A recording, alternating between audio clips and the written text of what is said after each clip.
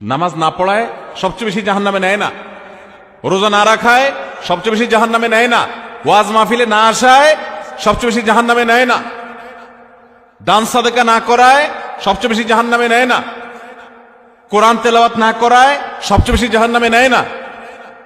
তাহলে কিসের সবচেয়ে বেশি জাহান্নামে নেয় মানুষকে? সুইলা রাসূলুল্লাহ সাল্লাল্লাহু আলাইহি সাল্লাম আন আকসারি মা ইউদখিলুন নাস আন-নার, মানুষকে সবচেয়ে বেশি জাহান্নামে নেয় কোন জিনিসে জিজ্ঞাসা করা হয়েছে। নবীজি বলেছেন দুই জিনিসে, আল ফামু ওয়াল ফারাজ, মানুষের জিহ্বা, মুখ এবং লজ্জাস্থান, এই দুইটা অঙ্গ মানুষকে সবচেয়ে বেশি জাহান্নামে নিয়ে যায়। সবচেয়ে বেশি জাহান্নামে নিবে এই দুইটা অঙ্গ। নামাজ পড়ে, দাঁড়িয়েও আছে, কিন্তু ফেসবুকে তলে তলে জেনা করে, চ্যাট করে, এটা তো জেনা।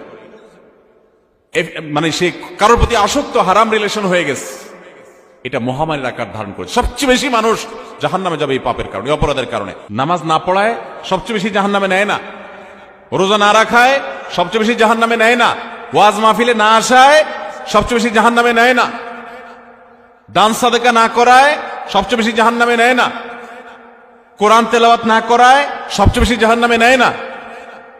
তাহলে কিসের সবচেয়ে বেশি জাহান্নামে নেয় মানুষকে?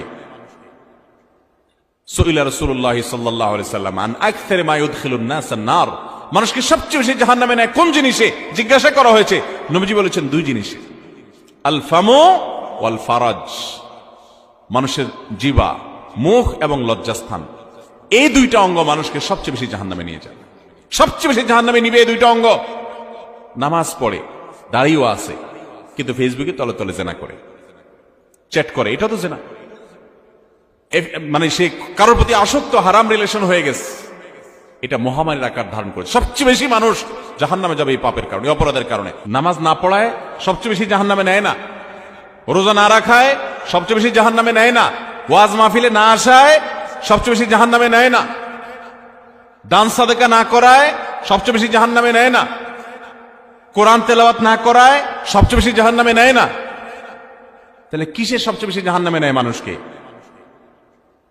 সুইলা রাসূলুল্লাহ সাল্লাল্লাহু আলাইহি সাল্লাম আন আকসারি মা ইউদখিলুন নাস আন-নার, মানুষকে সবচেয়ে বেশি জাহান্নামে নেয় কোন জিনিসে জিজ্ঞাসা করা হয়েছে।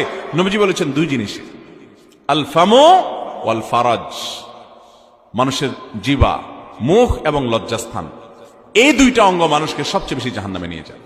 সবচেয়ে বেশি জাহান্নামে নিবে এই দুইটা অঙ্গ। নামাজ পড়ে, দাঁড়িয়েও আছে, কিন্তু ফেসবুকে তলে তলে জেনা করে, চ্যাট করে, এটা তো জেনা।